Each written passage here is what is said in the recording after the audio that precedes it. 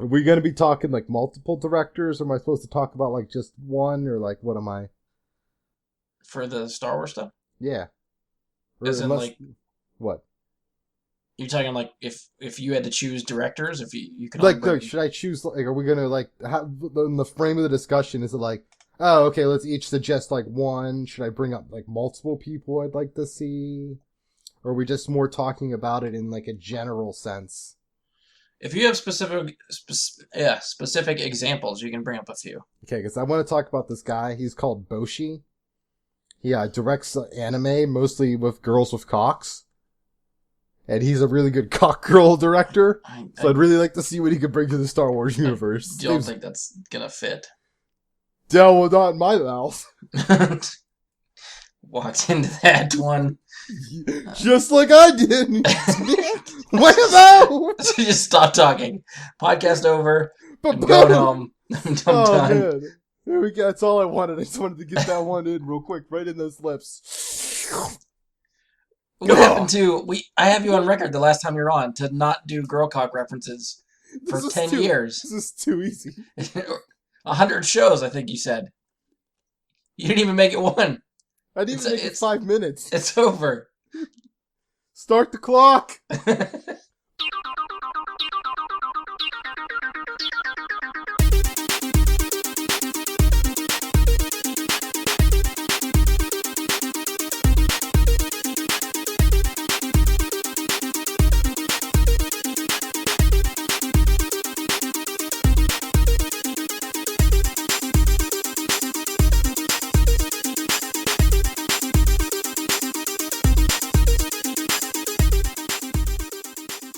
Hello and welcome to another episode of Bright Guy to Super Friends.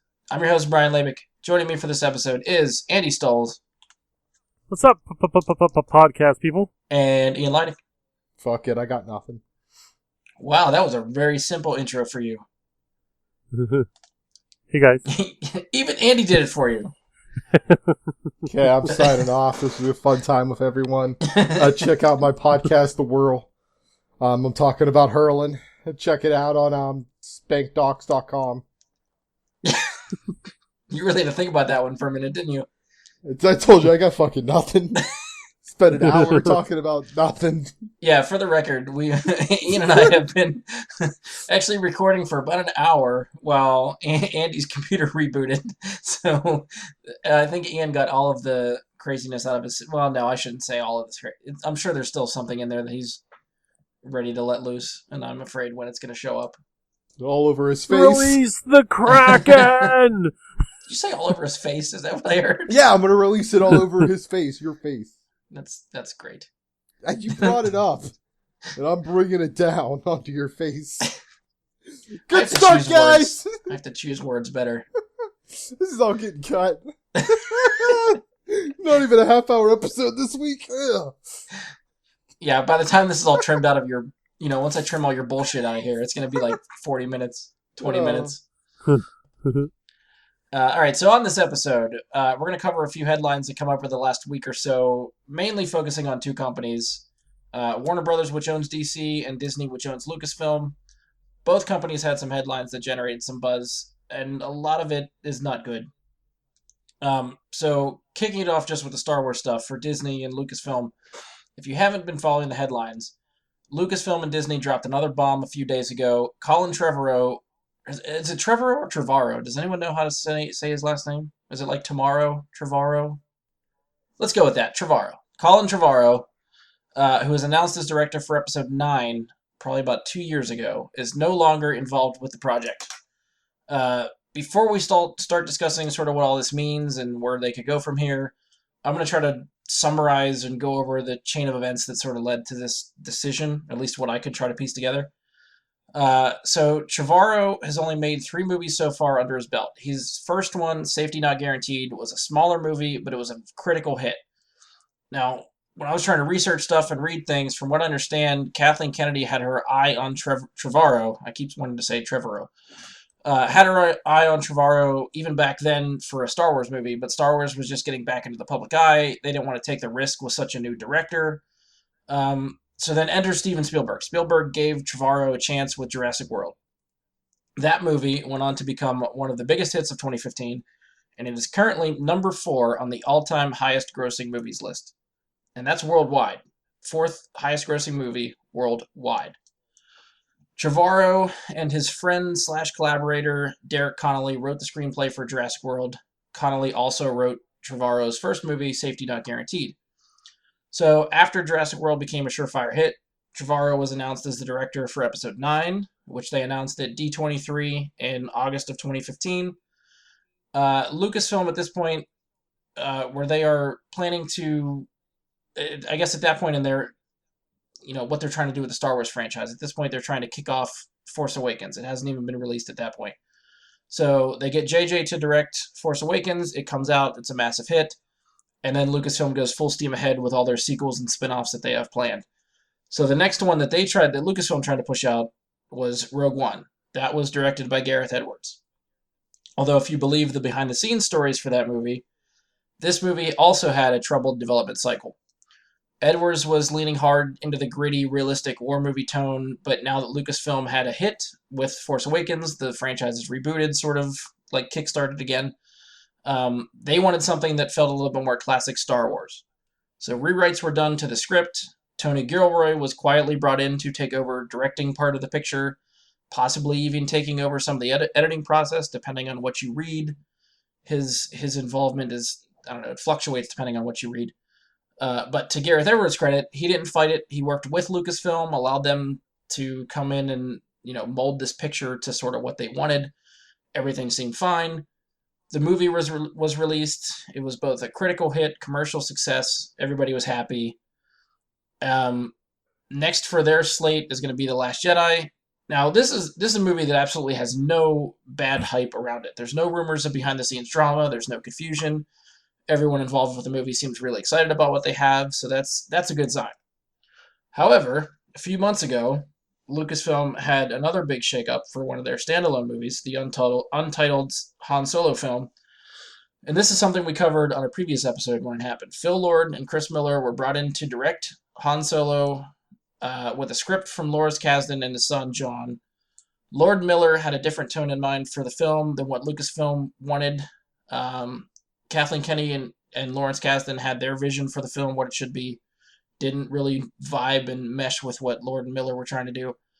So this shift in tone didn't really apparently become apparent until most of the way through shooting principal photography. So when Lucasfilm noticed sort of what direction the movie was taking, the rumors are saying that Lord and Miller sort of had a warning, I guess, to try to change what they were trying to do and conform to what Lucasfilm wanted.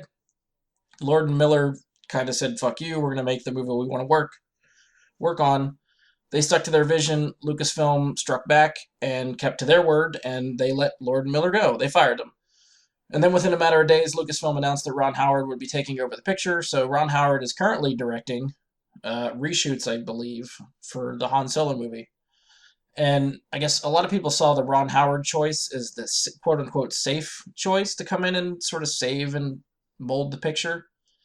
And then right around the time that Lord and Miller were let go from the Han Solo movie, Trevorrow's latest movie, The Book of Henry, was released, and it was not received very well at all. It bombed at the box office, was critically panned by most reviewers, and I guess while the movie was really being trashed, rumors began swirling that Trevorrow may not be involved with Episode 9 anymore.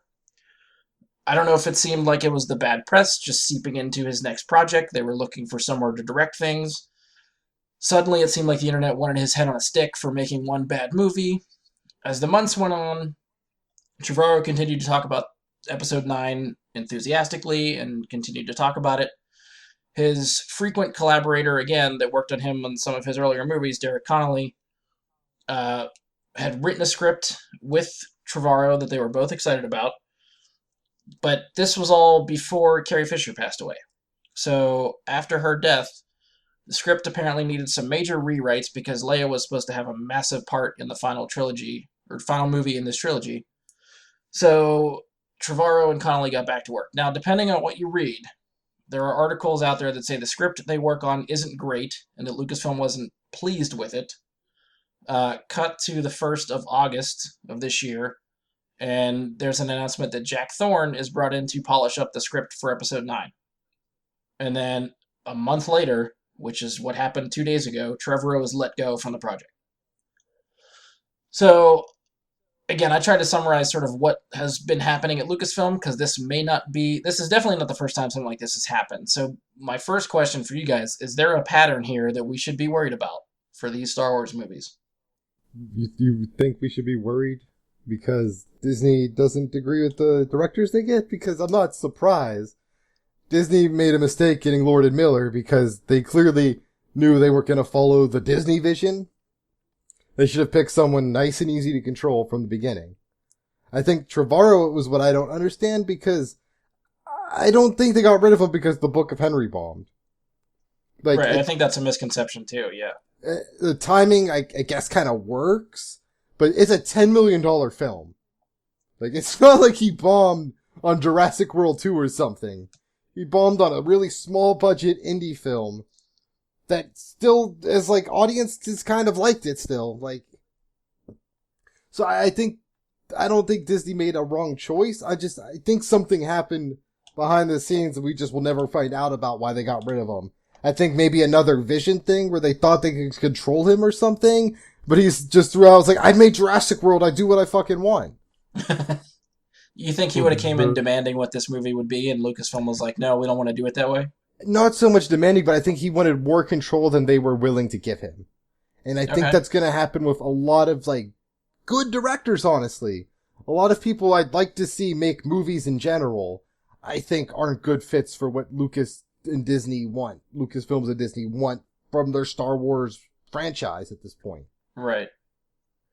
Andy, what do you think? It occurs to me that they probably got rid of him because of the buddy that wrote the script. So you're just thinking baseline, the script is not good? Well, you said that they thought it wasn't real good. That was one of the I guess one of the rumors that I read. It's the stuff you read on the internet, so I don't know how much you can put behind it. And then maybe it was a very heavy Leia script, and then when they tried to formulate a script around not having Carrie Fisher available, Disney was just like, we just don't even like this at all. Rather than like be mostly through principal photography or videography, like Han Solo and Rogue One, maybe they're trying to pull the band-aids off faster before they have like PR nightmares on their hands. Yeah, I mean, if they're gonna cut them loose, this is definitely the time to do it before they get into production. Right. Like, they're still, as far as I know, I think they want to get this starting to shoot principal photography early next year, maybe January, February. So is it January? Mm-hmm. Okay, so yeah, they still have, 4 months to try to salvage the ship here. But this is the other thing. If the script is bad, all right, so sort of jumping off the thought that Andy had, that they had a script that was Leia heavy, Carrie Fisher passes, so they have to rework the script and write her out somehow. And maybe Trevorrow and Connolly just couldn't get around the script without Leia and figure out how to make that work. They were trying to bring people in to look at the script. It still wasn't working, so they just scrapped it all. So this other guy that they brought in, Jack Thorne, I don't know. This is what is I guess, concerning to me. If they bring someone in to look over the script, are they going to try to use what Trevorrow and Connolly did and just sort of polish it up and make it work? Or are they scrapping that completely and starting completely over? Because if Trevorrow has been involved for this movie for 2 years, I'm sure pre-production has already been started based on his script. If they scrap that and have to write a brand new story in 3 months and try to get pre-production stuff done before January, there is no way in hell that's going to happen. I think if it's a writing thing, it also brings up how it's not the Book of Henry, since he didn't write the Book of Henry. He was merely a director on that. Also true. The thing with maybe it having weak writing is that Connolly and him, or just Connolly wrote the Kong movie, which was terrible. From a purely writing standpoint. And it's not like Jurassic World was like this fantastic, magical, well-written adventure. It was fine and a great blockbuster with it was the first Jurassic Park movie in so long, it was always going to do well. True.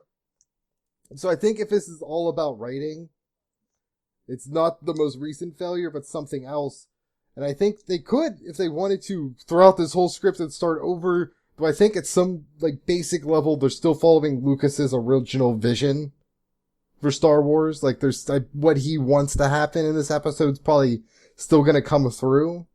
Okay. And I think this also has the May release date, so they could easily bump this back to a Christmas release again to do a full rewrite and start production later. Right. And still hit, and because it honestly does not matter when this film comes out. No, yeah, I agree. It's gonna set a record, regardless of what day it comes out. Yeah, because I do think the smarter play here is to give yourself time to get this movie, right the ship, take your time to get the script right before you try to do any type of shooting. Because the last thing anyone wants to do, fans or otherwise, nobody wants to see you rush a Star Wars movie. There is no reason to rush a Star Wars movie to hit a release date. Just like Ian said, anyone will go see a Star Wars movie whenever it comes out. You could, release it in the middle of February, which is typically like a dead month for movies, and people will come out to see Star Wars. So, I'd see it 6 times. So it doesn't have to hit Christmas. It doesn't have to hit May. Release it when it's ready. Just take your time. I'm pleading for them. But God damn it, if somebody listens to this, just take your goddamn time and get this movie right. I really wish that they hadn't have planned all those movies like right in a row. Like Force Awakens hits, and then they're like, "Oh, we're going to do this, we're going to do that, we're going to do this, and we're going to do that," and then they lined up for directors and stuff. And I just really wish that they would slow it down a bit and kind of like focus on one movie instead of like 12 they always have movies. the next one or two in production as the earlier one is wrapping up. That's just because they want to get them out every year, so that's the schedule they have to go for. I mean, it's been the problem with modern movie industry since Iron Man is it's not just the franchising, because we've had that with horror movies for a long time. Franchises are a new thing, but hitting a release date every year, and Marvel fucking 3 times a year, really started with Iron Man, and Disney is a pioneer of that. It's where we're at now as an industry, and I think it can hurt a lot of these franchises where they're not like this isn't Marvel. Star Wars is probably never going to have 2-3 films a year. I fucking hope not. Yeah, as much as I like Star Wars, I don't want 2 or 3 Star Wars films a year. There's the point where you ruin the magic. Yeah. And I think they've needed every year because they need that share call, that earnings call to be high, and they need a Star Wars to hit that number. Right. So we're always going to have a Star Wars. It's just, is it going to come out in May for 9 or December for 9, Yeah. There's no way it's missing that year, regardless of how rushed they have to do it. Yeah, I know Josh and I have talked, I don't remember if we talked on air or off air, or maybe even through Facebook or something, but Josh is very adamant too that these movies should just keep releasing in December. There's no reason why they need to shift to May, because especially the release date for Han Solo and the release date for Episode 9, what they have scheduled is like 3 weeks after Avengers movies for each one. Avengers is the beginning of May, and Han Solo is end of May. Avengers 4 is beginning of May. Episode 9 is end of May. Like, why would you put those 2 big movies 3 weeks apart in the same month? It doesn't make sense to me. But that's Disney's problem. They have too many, franchises coming out. Well, yeah, that's true. Yeah. But ideally those are, at least, maybe I'm just looking at it from my perspective, and since I like Marvel and Star Wars the most, to me, those are their biggest money makers, and to put them 3 weeks apart, if you do one in May and one in December, that makes sense to me. Even if Disney has other tentpoles in those months that they have to sort of work around, I feel like Marvel and Star Wars are the 2 biggest draws for them. So just, I don't know, to me it makes more sense to spread them out. And if you need a reason for them to spread out and put one in December, having a director switch 3 months before principal photography starts, that is a good enough excuse for me. But, I don't know. As far as, the filmmakers they're choosing for these projects, do you think... I guess what they're trying to do is bring in different creative people for each of these movies. Like, even the episode movies, they were trying to get a different director for all 3 episodes for this new trilogy. You think it's better for them to try to stick with these, grabbing these creative type filmmakers, or just try to get like, I don't know, like a safe bet, like a Ron Howard that's sort of just gonna conform to their style and make the movies that way. So hopefully there's less blowback when people try to get creative. I think it's probably better for them to just go with the safe bet because they've tried this whole creative thing now, and how many people have they lost? If you count Rogue One, that's 3? Well, let's not forget, too, Josh Trank was hired to do a standalone movie, too, right around the time Fantastic Four blew up. That's right. So 4 directors that were, like, creative, like... The only thing with Josh awesome Trank, directors that... because the only reason I didn't bring it up in my little summary spiel thing is because the Josh Trank thing felt more like Josh Trank's fault and not like a Lucasfilm problem. Right. Because any rumors you read about his stuff behind the scenes of Fantastic Four, it just sounds like he had a meltdown and just like lost his mind. So that's out of Lucasfilm's control. They couldn't, predict that he was going to just be a train wreck and have to get rid of him. But like Lord Miller and Gareth Edwards and now Trevorrow, it's like these people are coming in. I don't know if it's something sort of like happened with Han Solo, where these people are hired with a certain vision, and Lucasfilm was like, yeah, okay, we like that vision. And then when they finally start to get moving on their vision, Lucasfilm maybe starts giving them notes that don't really gel with their vision. And then, because each of these separations has been what they're calling creative differences. Like Lord and Miller, even though they were rumored to be fired, or probably were fired, the press release, again, says creative differences. Same with Trevorrow. The statement from Lucasfilm said creative differences. So if it just comes down to creative differences, I don't know what they're looking for creatively that people keep having differences with. I mean, the Star Wars franchise is done in a very particular way, so when people try to creatively do the Star Wars universe, I'm thinking it's probably Disney and what's her name, Kathleen Kennedy, that are kind of like, this doesn't fit our universe. Well, at the same time, like, part of me is thinking, like, I understand that sort of argument for the episode movies, like 7, 8, 9. I think those have to stay in tone with each other. I don't think they can depart too differently creatively from each other. The standalones are where I thought we could expect stuff like that. Like, I would have loved to have seen Gareth Edwards' dark and gritty Star Wars war movie. Which, I mean, we still got that kind of tone, but if you believe the stuff that you read online about what happened behind the scenes, it seems like that was toned down. Like, it could have been a lot more grittier and boots on the ground soldier type stuff for that movie, but they shaped it up to feel more classic Star Wars in tone and hope and rebellion and all that stuff. So I don't know. These standalone movies, I feel like, should be the ones where people get a creative outlet to play in Star Wars. But if they're not giving these people the chance to do that, I feel like, sort of like what Ian was saying, I think that's where Star Wars is going to get stale. If we just keep seeing every movie every year have the same type of tone and feel the same, I don't know if I want that. It's kind of like they were trying to be on the edge, like being edgy with like the tone and the directors and stuff, and then they noticed that they were looking down at a very long drop if it failed, and started to squeak back from the edge and starting to go with a little bit more of a static director choice. Yeah, I don't know what would be considered a failure for a Star Wars movie. Because I feel like regardless of what the movie is and when it's released, it's going to make money. But is like $500 million considered a loss for a Star Wars movie? Less than $1 billion is a loss. You think? Yeah. Rogue One hit $1 billion, so I think that's their mark. If you make less than that, we failed. Because I feel like the budgets are probably $250 million for these movies. Marketing. $265 for Rogue One. Did you actually look that up, or are you just pulling a number out of your ass? No, I already have it up because I wanted to talk about something. But yeah, at $265, and usually for marketing, what people usually say is about double that for marketing. And we're talking about Star Wars, so that's easily believable, if not more, for the marketing on that film. So you're thinking an additional, $500 million on top of the $250? I think, let's say it's $250. I bet more with marketing, we're looking at $550 easily. Is how much this film costs. Okay. Yeah, so yeah, to Ian's point, then yeah, if they hit $500 million, that's probably considered a loss for a Star Wars movie.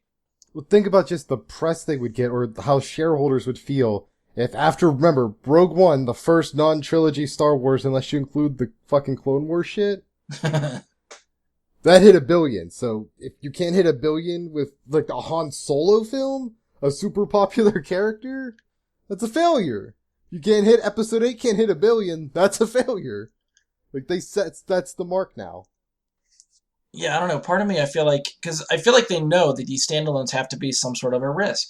So you make your bank on the episodes, which will probably be above and beyond income-wise and revenue-wise for them, and then just sort of take a little bit of a hit on the standalones that are trying to be creative and try something different. Because as much as Han Solo is a beloved character, no one, as far as I know, was asking for a Han Solo standalone movie.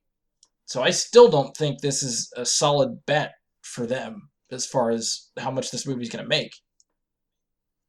I mean, that's the thing, like, I don't know how much risk they want to take, because part of the reasons, like, Edwards wasn't there for reshoots for Rogue One is some executives were saying they kind of maybe wanted a happier ending, keep some characters around.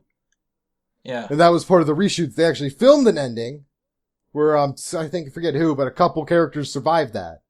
So Yeah. they could go on and be in other movies, like probably the Han Solo film or something. Or the sequel to the Han Solo film that takes place between episode 3, 4 and Rogue One. You know, that little small frame of time before that starts. Like, literally right before he shows up on Tatooine. I was going to say, you just see him walk into the bar, and then that's the end of the movie. And you see them, like, there. They're like, hey, we're Star Wars too. The Force is one with us, brother. And I think that's the thing. They bring in these creative types because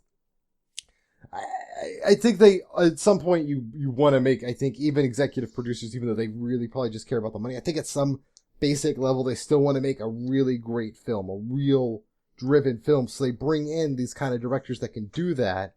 But then there's the pressure from the actual studio heads that aren't as involved with the process. The earnings call coming up, and you realize we got to kind of stick to the formula, and you start giving your notes, and the creative type's like, you brought me on to bring my vision. I get notes, but you're basically saying why you brought me on, you're changing it now. I think that's been the big disconnect here.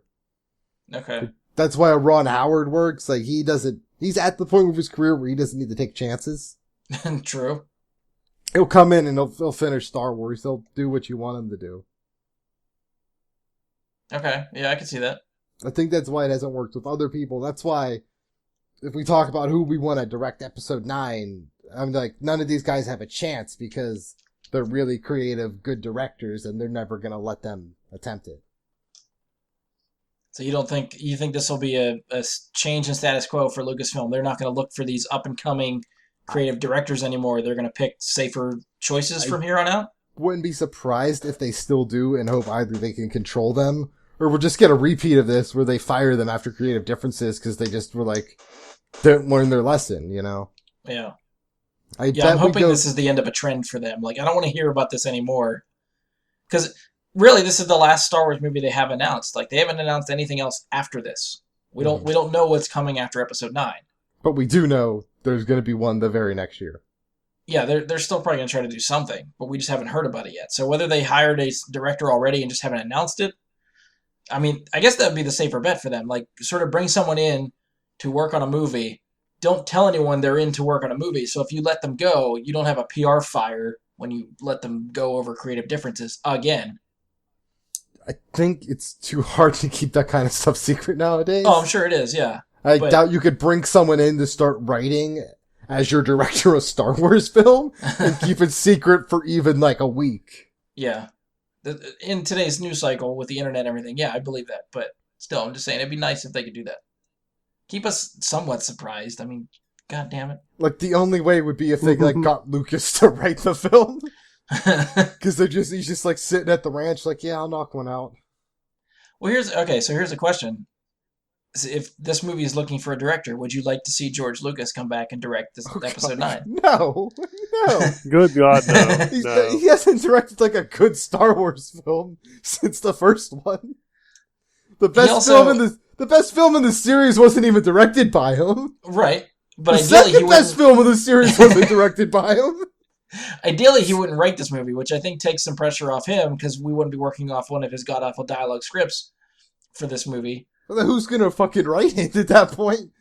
Well, that's what I mean. They got the other who's guy he gonna in there deem to write it worthy now. of deciding how he directs? Essentially, I- Spielberg. Yeah, oddly enough, I've seen people suggest like, "Oh, Spielberg's going to possibly come in and direct Episode 9." I'm like thinking, there's no way. If they want to get this production underway by January, he's still doing Ready Player One. There's no way he's going to come in and direct Episode 9. Yeah, no. That's wishful thinking. All right, so director's chair is vacant. Do you guys have any ideas who you'd want to see? Any suggestions for directors besides Zack Snyder, Ian? That would have been such a great film. Imagine BVS, but it's lightsabers instead of kryptonite spears. Does it still end the same way with Martha? I can't. Instead, it ends with Snoke saying, "Padme, you also have a mother." Like, I think that's how it ends. I could see that. I'm not saying it's going to be good, but I can see that. Do you have any real suggestions? Okay, my first suggestion is a guy you guys may not know. He is mostly an anime director. Nope, don't know. But his most recent directorial was a live-action movie called Shin Godzilla, which I believe I've talked about on the show before. I've heard it's amazing. I've yet to It's see the it. most recent live-action Godzilla and the first Japanese release in, like, a while. Brilliant. Like, great. Like, they went all practical for the Godzilla. It looks, like, crazy, weird, disgusting. Like, the Godzilla makes you uncomfortable from the beginning. Like, it doesn't start off as, like, a 5 million skyscraper feet high Godzilla. It starts off as like a little fucking turtle-like looking monster, but like disgusting scales and shit. And over the course of the film, it grows, right? But the whole time, you never root for Godzilla because he looks so fucking disturbing to you. You know what I mean? They pitched the film the right way. Like, unlike King Kong, where you're supposed to root for the fucking monster, they made a fucking monster movie where maybe you're not necessarily rooting against Godzilla, but you're afraid of him. He's not something you want to, like, survive, you know? Okay. He's a very good director at making things uncomfortable and having a psychological kind of deal. I think with how episode 8, I think, is setting up with this Last Jedi thing and maybe a Luke Kylo backstory stuff and then eventually them kind of almost facing off in 9, I think he could take that paranoia work really well, like, making you understand, like, I'm assuming Luke's going to be in pain from his failing. Because it's kind of his fault Han's dead, for being honest. It's basically his fault Han's dead. And it's probably going to be his fault his sister's dead. Honestly. And if Rey's related to him, he also abandoned his kid.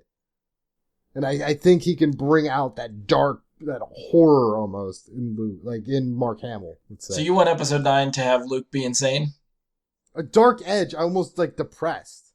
Because this guy, Hideki Anno, he did his best work when he was in a deep depression.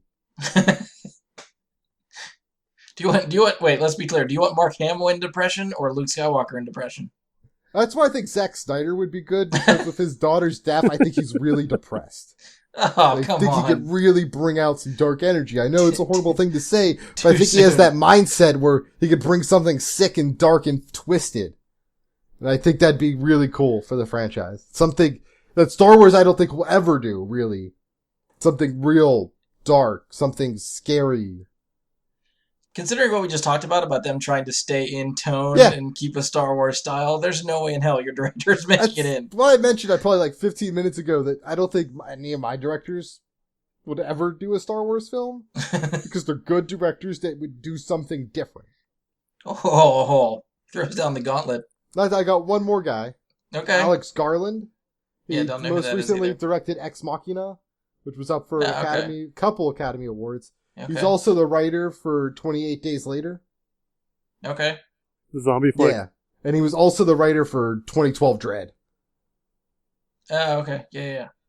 And his... Oh, the one with Carl Urban. And then, his directorial debut was Ex Machina, which he also wrote. He's working on a film right now. And Ex Machina was just a great almost suspense drama film.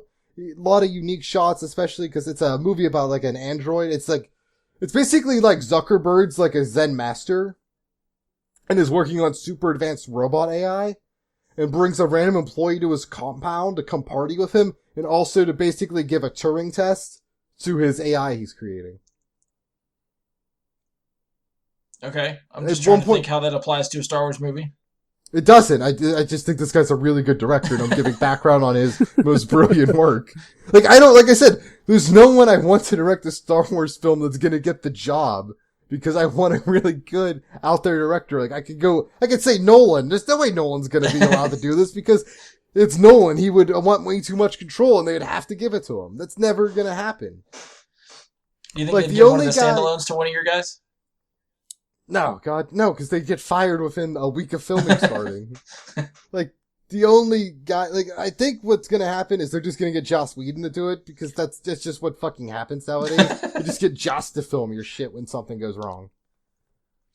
Which I'd be fine with. I'd love to see a Joss Whedon Star Wars movie. It's just watch any of the Avengers movie. It's just add lightsabers to that, and it's the same, it's what it would be. Sold. I'm there. Let's do it. That's why I haven't seen anything past Avengers. They don't challenge you. They don't challenge anyone. So wait, you seriously haven't watched any Marvel movies since Avengers? It's Ant-Man. That's the one you chose? Well, because it didn't tie into the rest of the universe, so I didn't need to like be caught up. Yeah, I guess that's true. It's like I almost went to see Doctor Strange for the same reason, but timing. Okay. Plus, I thought Ant-Man. There was that point where what's his name was going to direct it. Edgar Wright. Yeah, Joe, just like another thing, like someone who would do something off the wall out there, and Disney gets rid of him. Like I know nothing good's ever going to happen to me for a director I'd want to do a Disney film at this point. So why bother saying someone? The track record's not great.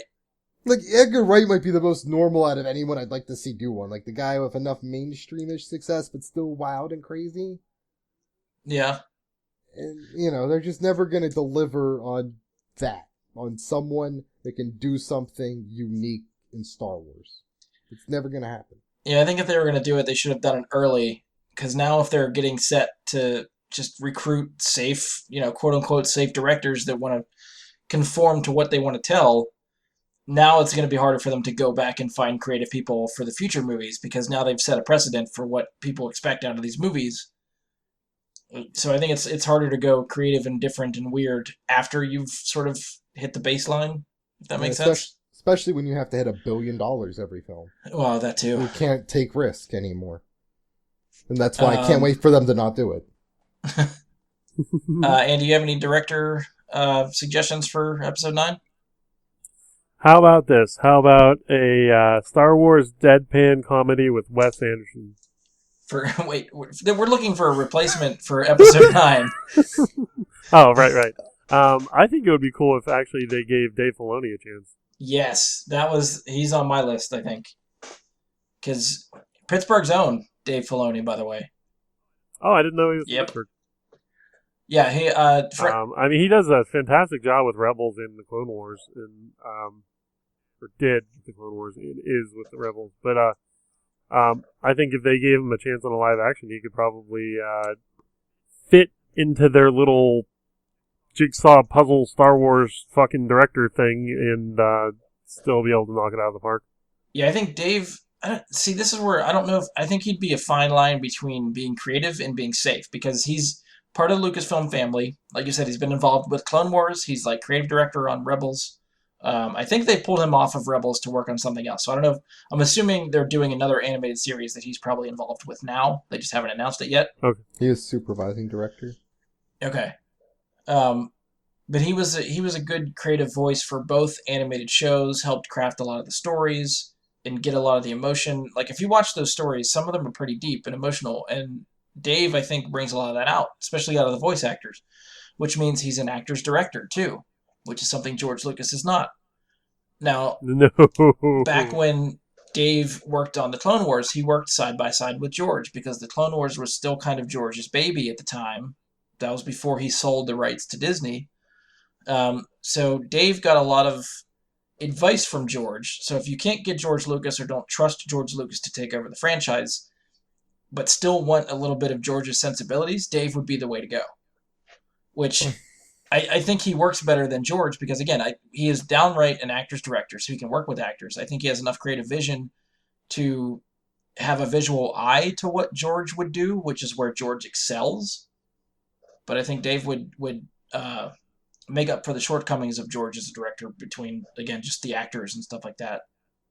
Yeah, George can't tell a good acting job to save his life. So, and I don't know if Dave would have any input on the script. They might just have him work off somebody else's script, but I think he could do that. And again, since he's already sort of part of that Lucasfilm family and in the system, he knows everybody, so I feel like it would be an easy get to get him to do that. I just don't know if... I feel like he's been waiting for a big director's gig for something involving Star Wars, and to have it be this way, I don't know if... Part of me thinks I don't know if he'd take it. Just because it's like... Because he's the second choice. Well, that and it's 3 months before production, and now he has to scramble to get this movie ready. Like, I feel like he would rather have the time... And maybe if he agrees to do it, maybe part of the deal is they delay the release date to give him time to get his feet under him and get the movie where he wants it to be to get it to work. I feel like the next director would almost have to have that in their contract when they sign on to do it, like, okay, we're pushing this back, give me some time to ground myself a little bit in what's going on. I guess it might depend on the director. Like, if they get someone like Dave who hasn't directed a movie before, they might be able to push him around and say, this is going to be the release date whether you like it or not.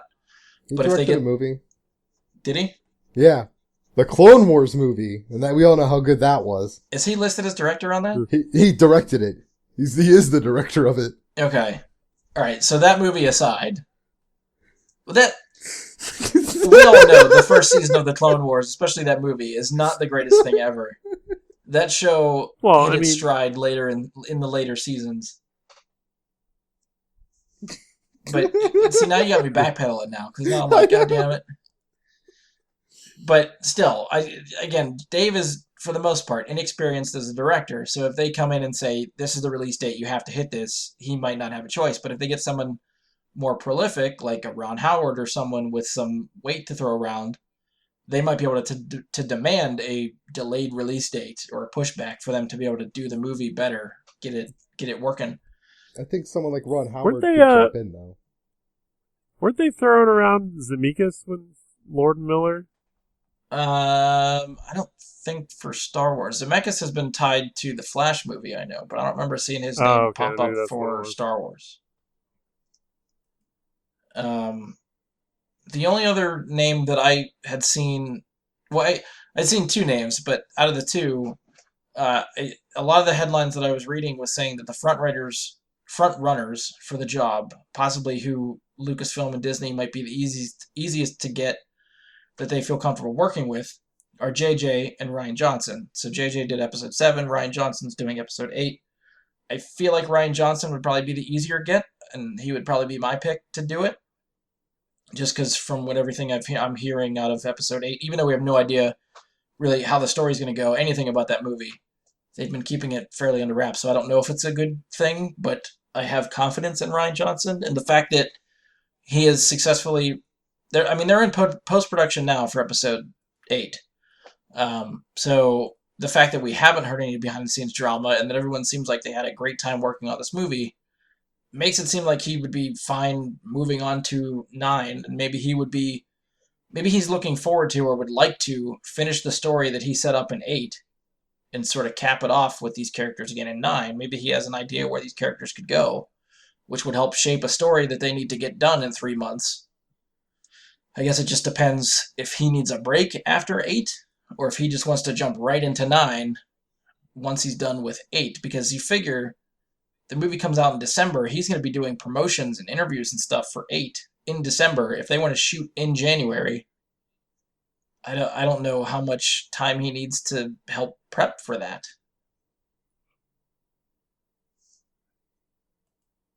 So we'll have to wait and see. How soon do you think they'll announce a director replacement? Because Lord and Miller was like 2 days, which our 2-day time limit is up. That is today. So I don't know.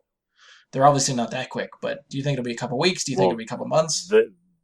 They don't need to do it right away. The Han Solo one was pretty emergency. That's true. Yeah, they are 3 weeks from finishing principal photography for that movie. Right. I would guess a couple months. So you think we'll hear in November, October? I'm assuming it'll happen right around the time that 8 comes out. Oh, December. You're going as late as December. Mm-hmm. Okay. Ian, any guesses to time frame? I don't think it'll get announced until they start filming. You're thinking all the way to January? Well, or later. See, I feel like they'd want to get ahead of this, because I don't think you want this to be buried or lost in the shuffle or overshadow in any way The Last Jedi promotion, which would be in December. I don't think it would, though. In any way. I don't think that many people care about who's directing 9. I don't think Disney, with their marketing budget, could easily control what the conversation is about leading up to 8. I just feel like you're going to have a lot of sites reporting that kind of thing, and once they start talking about a director replacement, a lot of the articles will link to problems at Lucasfilm, and you're going to start going down that rabbit hole. And I don't know if that's a PR push that Lucasfilm wants around the time of their release of their movie. If they don't make another announcement about the director between now and January, there's nothing to talk about. Nothing new would have happened with this story. Maybe. Depending on what happens with the script. Like, if they start talking about a script or script problems, regardless of who comes in to write it, or if they keep announcing new writers every couple months. I mean, they could even stop doing it and just not talk about it. Yeah, well, like you said, I don't know if they have a choice. I don't know if that's something they can hide and secretly bring in people to work on this stuff without it getting headlines. Writers is a lot easier because it's like 1 or 2 guys just banging something out. Maybe. I don't know. I still 2 dudes going at it. For the clickbait headline, whoa. For the clickbait type of headline culture that we're in, as soon as you put The Last Jedi or Episode 9 in a headline for something, people are going to want to read that article.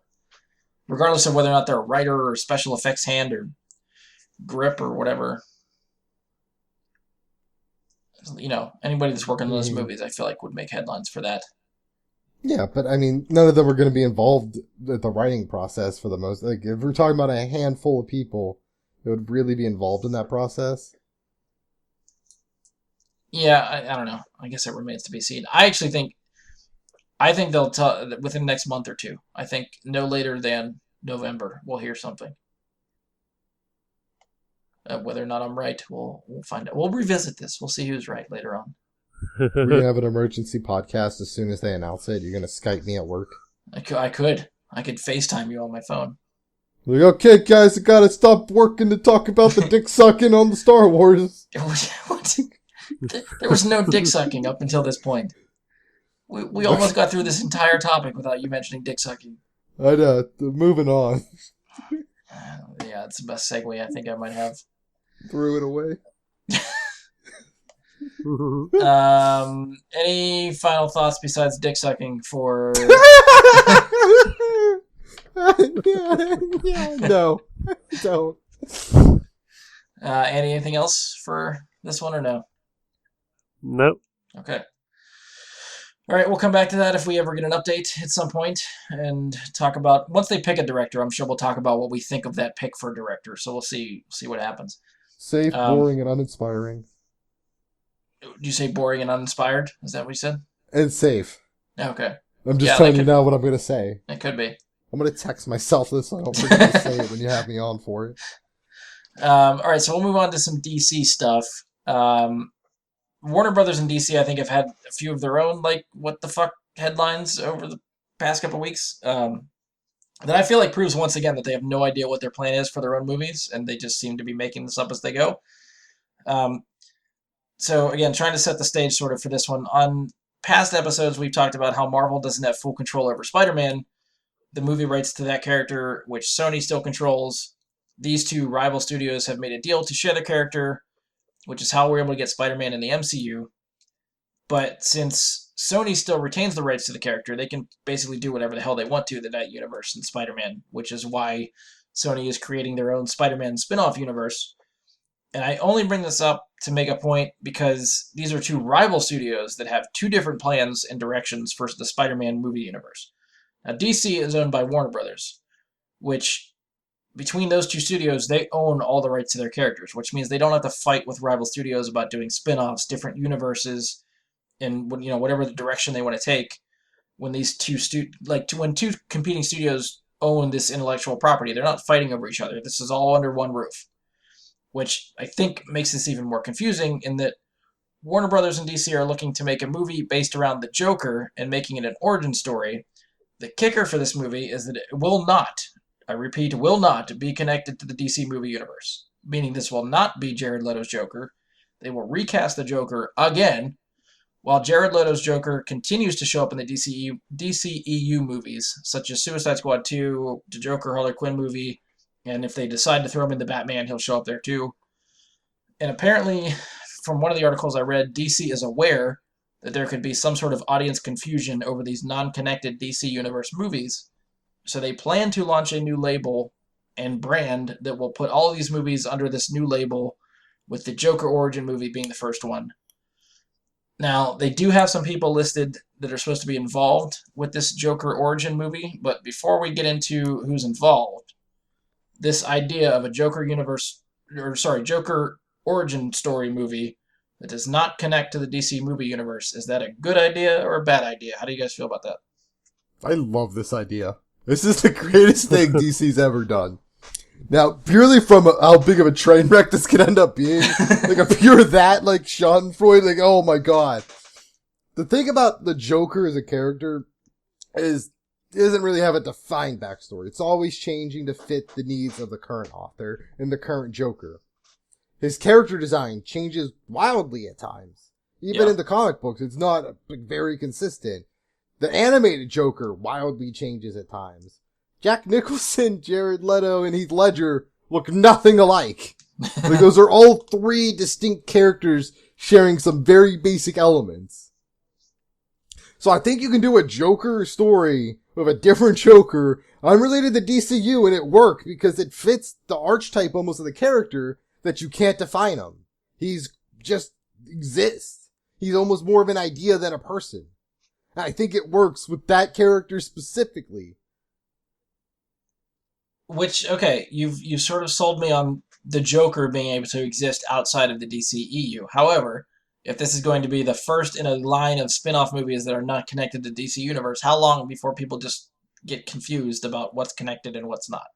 Because as an audience, these people are now trained that all these comic book movies connect. So as soon as you're like, this one isn't connected, but this one takes place next in this 5-part story, like, how many people are going to watch the Joker origin movie and be like, well, where the hell's Ben Affleck's Batman?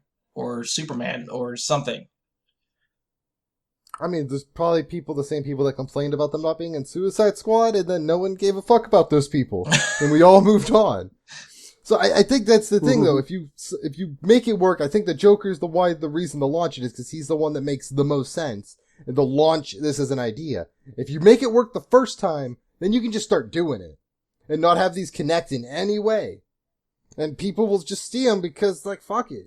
Like, do you really think at this point the Transformers has a cohesive storyline that audiences know and, like, feel like they get what's going on with it? No!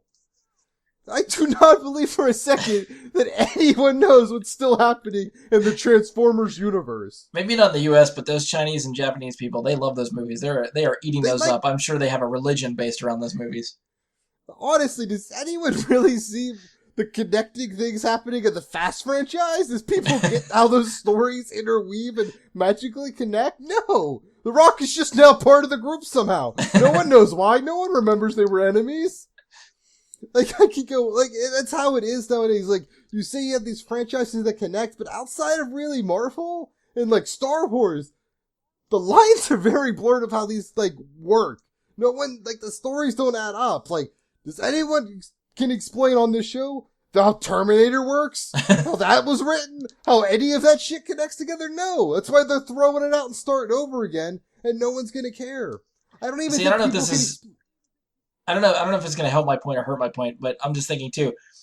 It's not that, well, yeah, they might not care. But the other point of it is that Marvel and Disney, with Star Wars and Marvel's movies and all that stuff, all that connected universe stuff works, and everyone's trying to emulate that. The problem is no one has been able to get it right, and that could be why no one cares, is because these movies don't connect the way they should, or as fluently and cohesively as these Marvel and Star Wars movies do, because no one's been able to get that template right since the Avengers did it, and everyone tried to copy it. Yeah, that's probably true too, but I don't think audiences care that much. If you just tell them it's connected, they'll fucking slap it up still. I don't give a fuck. I think the other side of it too, and I'm sort of just thinking about this now, is how we talked about the Lucasfilm and Star Wars movies, about them not being able to take risks.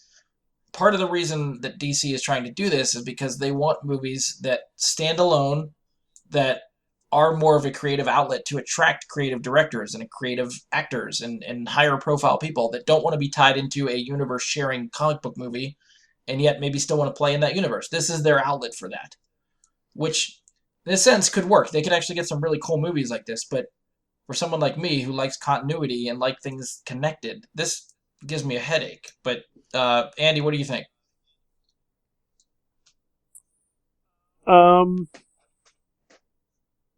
I think it's a grease fire. You're just ready for the whole DC universe to go down in flames. Well, not that. This whole rebranding thing so that they can have like this other universe for their non-DCEU stuff. Just, I think it's gonna be a horrible decision. Okay, so let me throw out some names for you that are supposedly involved in this picture, and see if this changes anyone's opinion. According to Deadline, these are the people that are involved with the picture. Todd Phillips, who directed the Hangover trilogy and wrote Hangover 2 and 3, will be writing the script along with Scott Silver. Scott Silver is probably most known for writing 8 Mile. They're looking at Todd Phillips to direct. Todd Phillips will also produce, along with Martin Scorsese.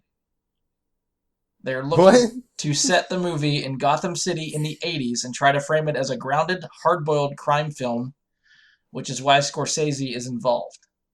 So do any of these names influence your opinion at all to change? Like, you still feel the same way? Does this sound more appealing to you now? But this is who. Why is Scorsese involved? Yeah. Why would he sign up for this? I'm really. The latest thing I read is that he is not officially signed on, but he's pretty close. Now, it's sort of like a 6 degrees of separation thing, because I think one of the main draws. Okay, so here's the thing. I don't know if they're trying to get Scorsese because they want to get an actor to play the Joker, or now that Scorsese is involved, they're like, oh, maybe we can get this guy through him. But there's been a name that's been tossed around that supposedly the studio is looking at to play the Joker. Now, they want to use someone that's frequently collaborated with Scorsese. Does anybody know who they might be trying to get? Ron Howard. No. Pacino? No. Younger. Al Pacino. No. Try again. DiCaprio. Yes. Nailed it. So they want to possibly, if Scorsese signs on, possibly go through Scorsese to be like, hey, you work with that DiCaprio kid a lot for your movie. See if you can get him to come play in our sandbox. I doubt it'll work. I don't think they'll get him, but that's supposedly who they're looking at.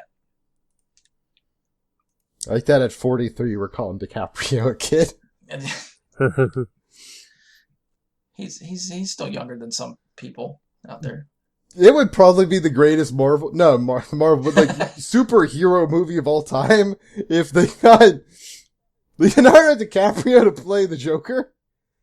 That'd be the greatest movie ever made.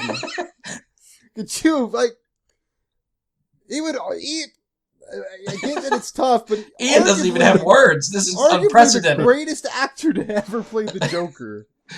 And that's honestly a tough thing to pitch when you have Nicholson, and if Ledger would still be alive, I think you could make an argument. So I think it's absurd how, I don't know if I want to say good casting, because I've never thought of Leonardo DiCaprio as the Joker, but he has range. He's nailed every role he's ever been in. And if you just threw a pile of money at him and said, be the Joker, he'd not only do it, but probably be one of the best Joker ever. And if Scorsese is involved and they want to try to keep it with a Scorsese type tone, that could be a big draw for him. He's been in Scorsese movies like that before, so that could work. I think it'll be less of a comic book movie and sort of what they're describing, more of some sort of crime drama, which I feel like would be more up. Like, you're not going to sell this movie to DiCaprio saying, hey, do you want to come play a comic book character? You got to sell this to him as some sort of serious movie where he plays almost like a gangster. And Todd Phillips directed a co-star of Leonardo DiCaprio, Jonah Hill, recently in the movie War Dogs. That is true. Another little draw. And he could play a good penguin. Jonah Hill is the penguin. Like, come on. I want this film now. Like, real bad. Andy, does this influence your decision at all? Are you still feeling the same way, or? I honestly, I just couldn't see it happening. That's even so fucking hypothetically, true. all this pans out. DiCaprio comes in for Joker. Scorsese's involved to produce. Essentially directed. If DiCaprio is in a Scorsese Joker movie, I'll go. Okay. Like, how could you not? Right. Exactly. I can't even picture him in the makeup them or signing anything. their contract. That would be enough. Well, if this is an origin story, like, he might not even be in the that's makeup for very long. Or ever. You could get away with Like that. right at the end, maybe he falls into the vat of acid or whatever. But That's very true. maybe they're just making like a gritty like crime drama and just pretending it's the Joker. It has nothing to do with it. That's it. Maybe it's the flip side. Maybe they just have a good crime drama script floating around that they want something to do with it, and they're like, "What sells comic book movies? Make it the Joker. Not connected to DCEU. We need to make money because these other movies are shit." Maybe just get people talking about it. Like, just say we're doing a Joker film, but it's just a gritty crime drama. What's going to be funny is when the title is not anything the Joker, and they're like, "No, this is totally the Joker movie. Just go see it and find out." Like, Gotham City would work for a gritty crime drama. Like, yeah, it would. Just set it in Gotham and that's it. Like, don't never acknowledge it's the Joker. Never set it up to become the Joker. There's your movie. It's not even called the Joker. It'll be like Gotham City Underground or something like that. Call it Sin City 3. Sold.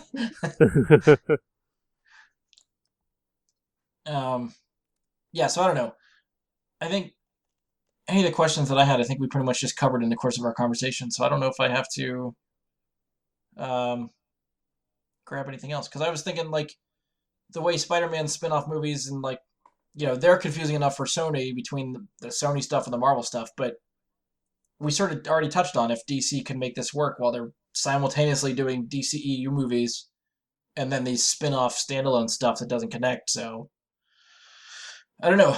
Originally I was thinking this could fail and they might just crash and burn like the Sony spin-off Spider-Man stuff. Like, I'm expecting that stuff to do, but I don't know. Ian, I think, sold me a little bit on this. I'm looking forward to it a little bit now if they still go this route. I'm actually, I think, thinking more interested in what they want to do after the Joker. Like, are they going to do like a different Batman origin story to make it like dark and gritty and I don't know how they do it more dark and gritty, but, you know, take different spins on other popular characters to try to play with. I don't know. I think audiences would be okay for this. I think there's a point where you're like, I gotta watch like 15 Marvel movies, 4 seasons of S.H.I.E.L.D., and then 6 different Netflix shows to like be in this universe, and I think that's just too much. I think it'd be nice to have some points where you could just watch one movie. That's why I went and saw Ant-Man. I could just watch Ant-Man. Right. And that's the other thing, yeah. Maybe it's more of a draw for people that don't want to get sucked into 15 movies that they have to watch. They just want to do one at a time whenever they feel like it, and that could be the way to do it. Especially because Marvel's gonna have a bomb at some point, and it, like, people might give up on it, and that just hurts. Even if the rest are, like, pretty good, that just starts hurting you. When you make everything connected. Yeah. Yeah. Problem is, they've been making it work, so I don't know if, you know, we'll just have to wait and see if and when they get a bomb and how that affects shared universe movies going forward. If it's just a speed bump or if it brings the whole thing down. But I think Marvel at least has earned our confidence and respect at least. So even if they do have 1 or 2 duds, I feel like it's still worth checking out the rest of them because I don't think they're going to be all duds. Meanwhile, DC, they're all hit or miss. That most of them miss, and I don't know. They've had enough duds now where if they keep giving duds, then I'll be like, nope, this universe is dead to me. I don't think I can invest anymore. And that's why you make standalone ones. This could be their plan B. If the inevitable DCEU comes crashing down, they have a backup plan.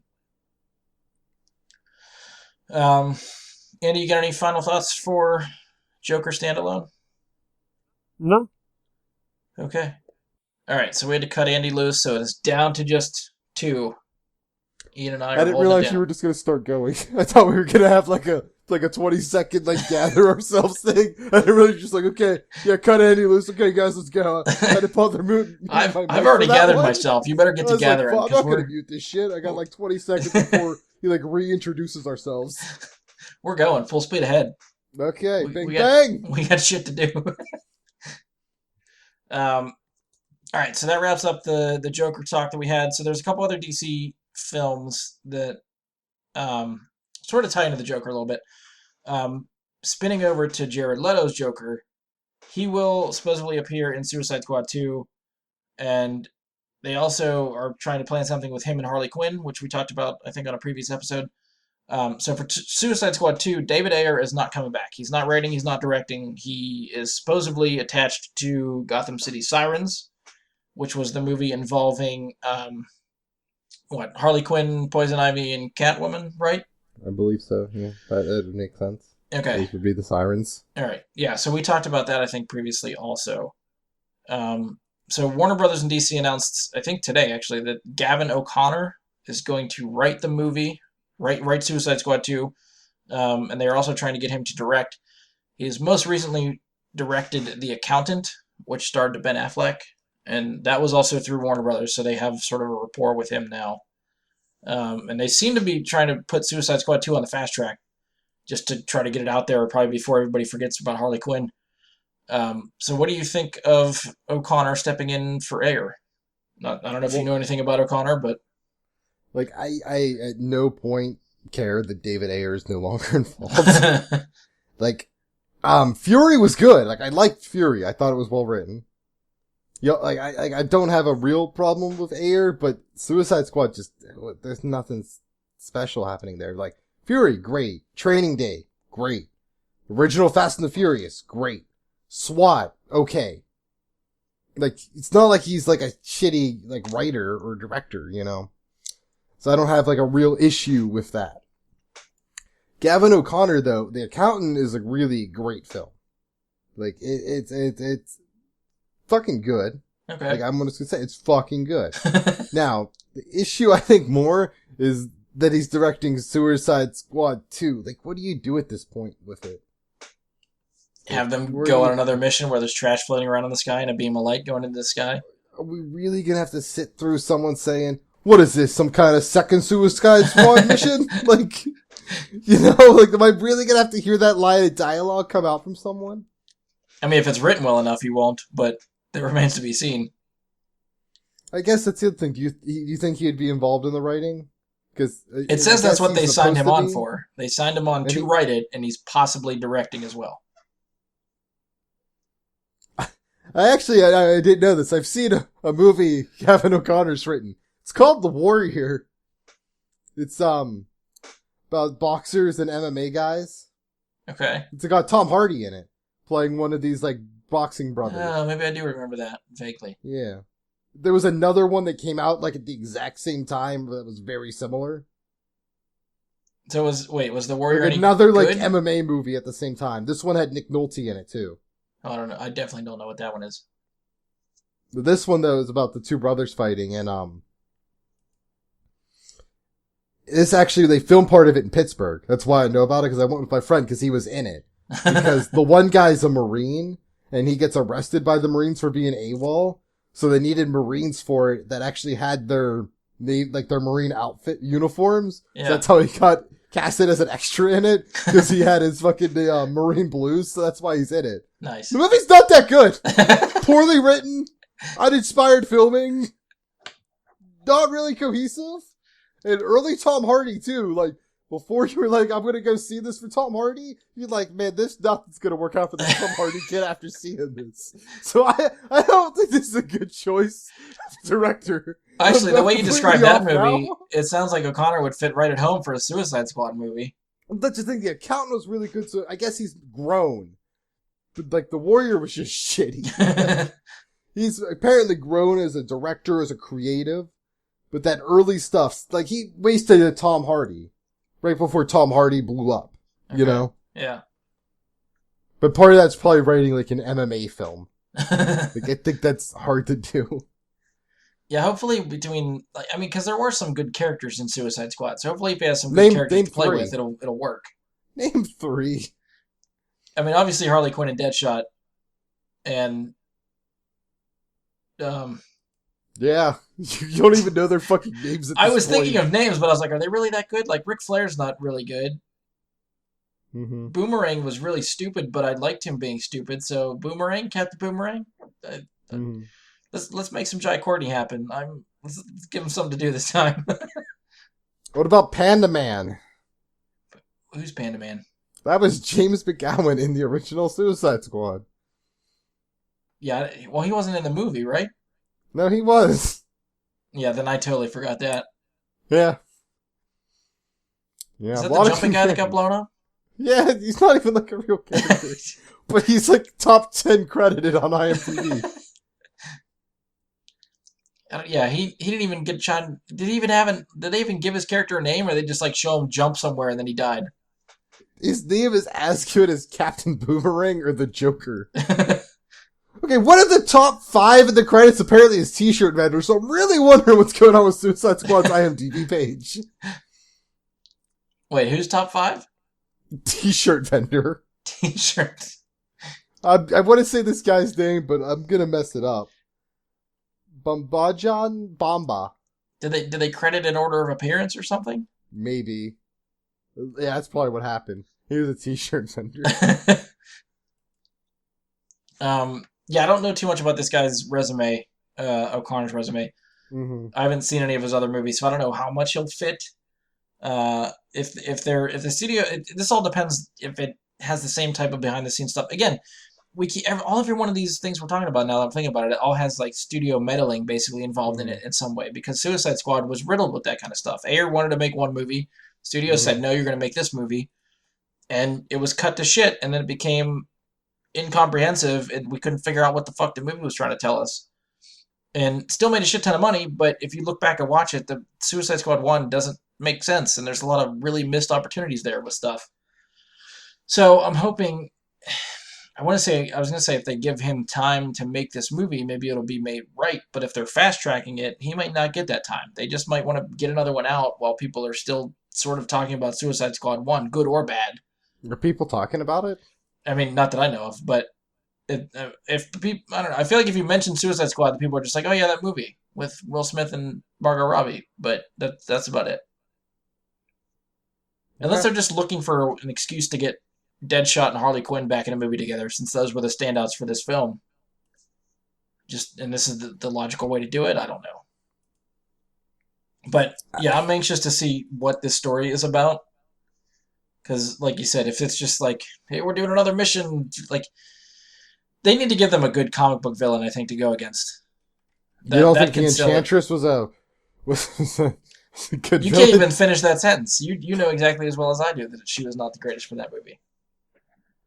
You don't think a romantic interest of Killer Croc is a good character? What, are we going to get, like, female Killer Croc?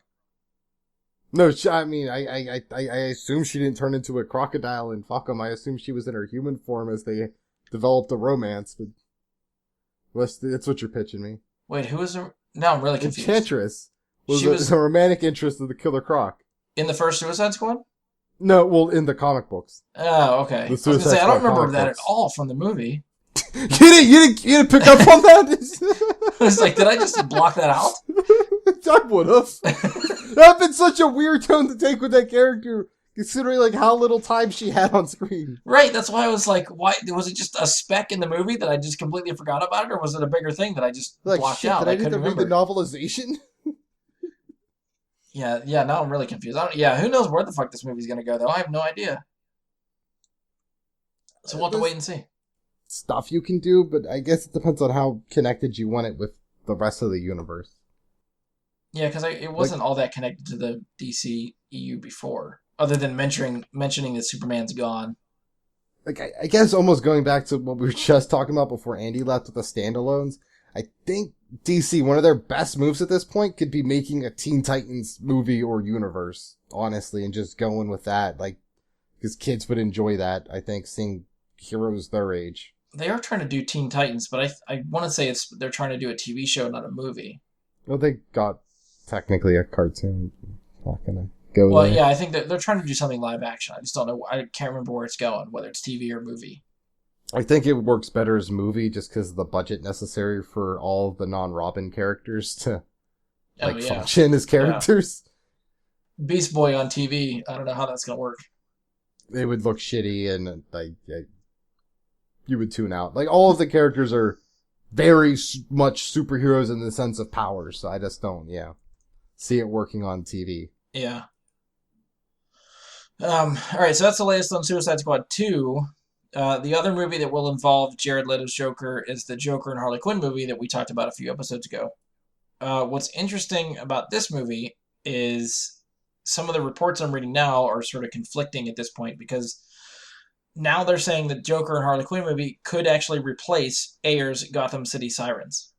So they're saying Gotham City Sirens is canceled. Joker and Harley Quinn is going to fill the void of that movie. Now, I couldn't find an official one way or the other which one is correct, so we just sort of have to wait and see how this shakes out, I guess. But sort of my question to you then, if you had a choice between a Joker and Harley Quinn movie that's supposedly like this insane love story, quote unquote, or a movie where Harley Quinn, Poison Ivy, and Catwoman are the leads, which one would you rather see? It's funny because if you go on IMDb for Gotham City Sirens, the only two cast members are Margot Robbie and Jared Leto. So it's almost like we're getting the same movie regardless. And I wouldn't be surprised if Gotham City Sirens is being reworked into Harley Quinn versus the Joker. Oh, that's true. Maybe it's not canceled. Maybe they just combine the two. Almost, yeah. Or just write out the other two, like Catwoman and Poison Ivy, and focus it on them.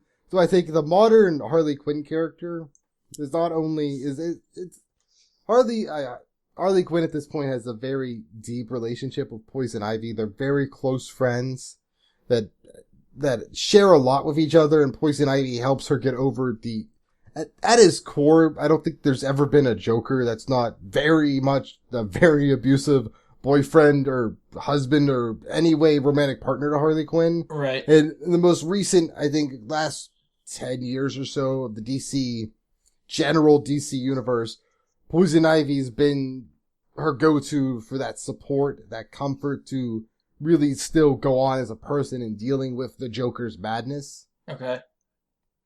They work really well together. They work well together, like as they look into maybe abusive relationships as a whole.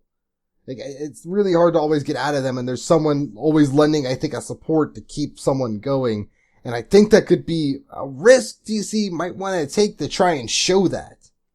Just to humanize these characters a little more. So have it be a Joker and Harley Quinn movie, but have Poison Ivy and possibly even Catwoman as just like side characters that help Harley Quinn through the Joker abuse? I believe you have to have Poison Ivy in it regardless. Like, she's such, at this point, important part of who Harley Quinn is almost as a person. That I think it's impossible to do a long-term Harley Quinn as a character in the DCEU expanded magical universe without including Poison Ivy. I think Catwoman's expendable. You can even save her for Birds of Prey or something. Okay. Get it. Cats eat birds. Yeah. I gotta explain it for your audience so they might pick up on it. Fucking dum-dums. Thanks for that. They love it when people call them out and call them stupid. That's awesome. I just realized, I feel like we've been filming for 2 hours, but it's only been an hour, so people are still listening at this point. They haven't tuned out yet. But I think at its heart, you would need to introduce Poison Ivy at some point if Harley Quinn's a long-term character in the universe. Just because at a certain point, even though it happens all the time where people stay in abusive relationships, audiences are going to question it without her having something. Though I guess in Suicide Squad, it almost seems like she's already distant almost from the Joker. Like, they're almost setting up her inevitable breakup with him. Right. Which is weird to do in your movie that introduces both characters. Yeah, except, like, I mean, at the end of the movie, she gets back with him. Like, he busts her out. So they're back together by the end of that movie. Yeah, but that's I guess, how they always are, is on the brink of breaking up or killing each other. Okay, yeah, fair enough. Yeah, I mean, I think between the two, I'd rather see a Harley Quinn, Poison Ivy, Catwoman. Like, Gotham City Sirens sounds more interesting to me than a Joker Harley Quinn movie. How much of that is you just don't want to see Jared Leto's Joker? That is another part, is that I don't really know how I feel about his Joker, so the less I see of him at this point is the better for me. That's why, like when you asked me, yeah. I just can't tell if it's like I didn't get enough of him to get a feel for his take on the Joker in Suicide Squad. Like, maybe I need more of him in another movie to really get a grasp for it and see what he's doing, or... No, I'm good. No. Let's recast it. So you didn't like his Joker either? Did someone? I could have sworn Did Jared Leto even like it? Like, let's be honest. I mean, he still wants to play the character, so he must have liked it. Like, I'm at this point hoping that it was like a fever dream and they're just gonna make it a more traditional... Like, it's just such a terrible look for the character. Like, in the comic books, they've been setting up the Joker like a more lean. I think Jared Leto was very lean. Yeah. He's not a threat physically. He's a threat because of his mental illness. That's the only reason the Joker is really a threat to anyone. And I think the leanness brings it across a little more. You know, physically, you're not really in danger. Yeah. I think that's the difference between his Joker and Heath Ledger's is a big one. It's just how lean he is. I think the biggest issue everyone had, not even the tattoos, it's that fucking grill. That pisses me the fuck off. Like, grills went out of style like a decade ago. I don't know, like, his Joker doesn't strike me as, like, being up on style. He's like, hanging out with rappers in the club. Right. Pistol whipping people with, like, diamond encrusted guns. Probably has a tiger in the back of that club he's at. Like, they it screams 90s music video to me. That they tried to paint him more as like a gangster, like not just a gangster, but like a very hip hop like gangster almost, like a very modern, what we think of nowadays as a gangster, not more of a traditional mafia Batman gangster.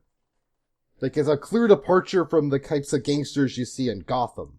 Right. The TV show we all watch probably.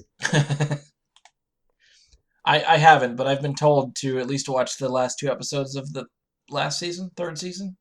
I gave up like halfway through the second season. Yeah, I fell off at the first, so I skipped 2 full seasons so far. Half of that was that I just lost Hulu, so I just never cared enough to tune in every week. I never was going to tune in. I just don't anymore with TV. So I lost that really easy way to watch it, you know. Apparently they're at their point where they're actually trying to make kid Bruce Wayne Batman. He's, like, at this point, he's just going to be too old to not become Batman. Yeah. So, which is, again, something that these showrunners had said they're never going to do. We're never going to show you Batman in our show. It's all about him before Batman and Gotham City before that and all that crap. But, yeah, still relying on Bruce Wayne becoming Batman already in your series where you're not going to show Batman. So we'll see how that goes. Like, there's going to be a point where that kid's too old to never Batman. Yeah. Yeah, I don't know. The show's not my favorite. I'm talk about how crappy it is all the time. But again, I haven't watched the last 2 seasons, so people have I've heard from people to check out the last 2 episodes of season 3 because it gets better and sets the stage for season 4, which apparently trailers for season 4 look good. But I told them I'd give those episodes a chance if they hit Netflix and just see what happens. And I doubt it'll hook me. I'm not expecting it to hook me, but I at least got to watch it and say I tried. Any other final thoughts for Joker? Any other Joker appearances or anything? Because I think that's all I got for this one. I guess back onto, like, I would like to see this Leo DiCaprio or just a standalone Joker. I think it can work just because their animated movies are all separate. Like, not even all of, like, most of those don't connect to each other. See, like, I thought they were trying to build up their animated... But they are, but at the same time, they still do stuff like The Killing Joke, where they're not connected. Right, okay. It still occurs, is my point. Yeah. So I think DC as a company is fine with it. I think their main like DC enthusiast audience is fine with it. And I don't think modern audiences care as much about cohesion as we like to think they do. I just think that the Marvel movies are directed enough that you're gonna see, like, they're going through the fucking conveyor belt. They're on the assembly line to get built, and, like, they would hit even if they weren't connected, I feel like. You're talking about the Marvel movies? Yeah. Okay. You know, yeah, they're always set up to be these big summer blockbusters, but I don't think they necessarily have to be connected to have done that well. Yeah. Well, I mean, now they're at the point where they've established characters that people want to see, regardless of whether they're in something that's connected or not. Mm-hmm. So, and I think their movies now are less reliant on being connected than they were in like Phase 2 or especially Phase 1. So I think they're getting to the point where they're just making good movies now, but the connections are there if you're looking for them. I guess I'll say that. Yeah. So I don't know. I'm still on the fence with these like spin-off movies. Like part of me is like I really want everything to connect. I think I like looking for those connections, whether or not they're readily apparent. But like on repeat viewings, you're picking up little things they hide in there, either lines of dialogue or something in the background that connects to a movie that comes before or after, or connects to chain of events, to like some sort of story arc that they're setting up. And you see the breadcrumbs in previous movies or something. All that stuff interests me, and I enjoy finding that stuff. It gives me reason to repeat view some of these movies. Standalone ones, you're basically just relying, to me, on whether or not it's a good movie. If the movie sucks, there's no reason for me to go back and watch it. Whereas if it sucks and it's connected, that might give me reason to go back and watch certain things. I guess I have 2 points on that. It's one, I think there's so many Marvel movies that regardless if it's intended, there's going to be these little connections because there's just so much dialogue and stuff. Right. You'd be hard to like not have them connect with how many there are. Right. Almost. So I would much rather see a very good standalone film than rewatch some real shitty one. Because, hey man, did you see that? The shield was hidden underneath some rubble next to Spider-Man's fucking mask, you know? See, I live for that shit, so... Thor casually mentioned having a friend. Which friend do you think it is? We'll find out 2 movies. I love it. Like, ugh. Yeah, maybe... So maybe I'm not, like... Maybe I shouldn't, like, take my opinions as, like, the general movie-going audience, because maybe I'm in the minority here. I don't know. Like, I think people like... It's clear people like franchises, but I just don't know how much they really need to connect to make money. Which is true, yeah. I guess this could be the experiment to see whether it's just the franchise and these characters that are selling, or if it's the fact that they're part of this universe that's selling. Because if DC moves forward with these standalones that aren't connected, and they make just as much money, if not more, than the DCEU movies that are all connected together, then yeah, to your point, it would mean no one gives a fuck. They just see what they want to see, and everybody's happy. At that point, it also might be a problem. Maybe these standalone films are just like actually really good. And it says more about the quality of what DC's been putting out before this. Which again, yeah, if they can sell creative directors and writers on, hey, we just want you for one movie. We're not going to tie you up for 10 years of your life trying to make a trilogy and connect all these movies together. You have creative freedom to take these characters in any direction you want because it's not going to matter in the greater story. You're just going to do a one-off, and then we'll do another one somewhere 5 years down the line and see what somebody else does. You know, that could be very appealing to people, and you might actually get some quality stuff out of there. Which is what we wanted from the Star Wars standalones before they tried the franchise all of them, apparently. Might be the difference between this and the Star Wars standalones, because the Star Wars standalones are still considered canon and have to fit into a specific time frame, and characters can't be here because maybe they're used somewhere there later on in the same window of time. Exactly why we need an Old Republic's spin-off. Right. So yeah, something like that. Let these creators play in a time period where you're not beholden to these classic characters like Han Solo or someone like that needs to have certain things happen to him. Give us characters we've never met before, to your point, and play in an era Well, there's nothing documented. As of right now, we know nothing that is canon about the Old Republic. And that's a time when Jedi and Sith are in their prime, and there's Jedi and Sith everywhere. Everybody loves lightsabers. You could just fucking have a movie all about that, and that would be awesome. Yeah, we're calling it all not canon now, like all that Old Republic stuff. You just, like, I'm only saying Old Republic as like a basis point, but just somewhere so far off from the main current canon that they could literally, yeah, like you said, do whatever they wanted. It doesn't even have to be in any way connected to the Old Republic. You could just set a Star Wars type thing somewhere so far away you can do what you want. I feel like movies that have a Jedi army and a Sith army facing off against each other is a no-brainer as far as making a movie that people will like. Oh, yeah. People would eat that shit up. Yeah. And yet, what do we hear about all these spin-off movies? Yoda movie, Boba Fett movie, Kenobi movie. Like, these are all characters that have an established set place and time where they need to be as far as the Star Wars timeline is concerned. Yoda only works because he's like 600, so you have like 400 years to play with. So maybe he is part of the Old Republic. They get him when he's 100 years old. Yeah, honestly, with those other Jedi. He's the only character, I think, in canon where you could do a story disconnected from the general mega 9-part... What's the word for 9? I can't think of it instead of trilogy. Like, I can't go higher than Deca, I feel like. Whatever that nine-tology. Sure, yeah, we'll go with that. Whatever that is. Let us know in the comments, Josh. Josh is the only one I know that proofreads this entire thing. Like, he will be the one to correct us. So, I appreciate you looking out, Josh. But yeah, and again, sort of to that point, like, Yoda could be the one they use in that era, but there's no need to use him in that era. Yeah. I think if they use him, then that just confines the story even more.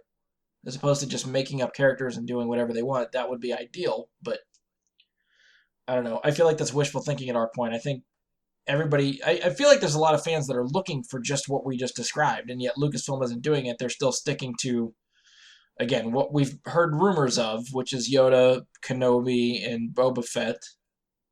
So I'm hoping they get smart and finally start to give creative people an outlet to be able to do what they want that isn't, again, connected to these main saga characters that show up there that are very important to the overall story. They can just do whatever they want. But I don't know. We'll see if they ever wise up. Maybe that's something they'll announce after 9. I don't know. Well, hopefully after we get out of this Enya trilogy, we finally move on. I looked it up. Oh. No need, Josh. Ian's got it covered. Thank God. All right. Any final thoughts? I think that's all I got.